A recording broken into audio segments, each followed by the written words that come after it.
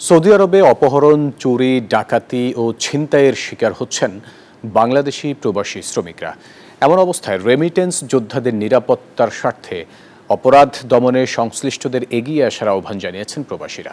Saudi আরবের রিয়াদ থেকে রুস্তম খানের প্রতিবেদন।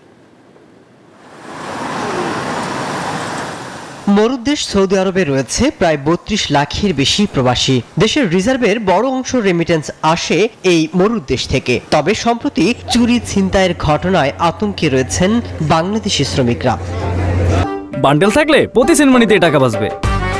বিকাশ সেনমানি বান্ডেল কিনে জিতুন প্রতি লেনদেনে। প্রবাসীর মাটিতে অপরাধীদের একটি চক্র প্রবাসীদের অপহরণ করে অর্থ দাবি করছেন। এমনকি নগদ অর্থ না পেলে করা হচ্ছে নির্যাতন। আইনি জটিলতায় অনেকে দায়ের করছেন না অভিযোগ। অপহরণ করে যে টাকাটা নেওয়া হয়েছে 10 লাখ টাকা, আমি বাংলাদেশ দূতাবাস সহকারে বাংলাদেশের প্রধান উপদেষ্টা এবং সৌদি প্রবাসী বাংলাদেশি কমিউনিটির কাছ থেকে একটু হেল্প চাইতেছি যে আমার যে ফ্যামিলির আর্থিক অবস্থা সবাই ধার দেনা করে 10 লাখ টাকা আমার জীবন বাঁচানোর জন্য 10 লাখ টাকা তাদের বিকাশ নাম্বারে দিয়েছে। এখন আমি যাতে এই টাকাটা ব্যাক পাই, সকলের সার্বিক সহযোগিতা আমি কামনা করছি।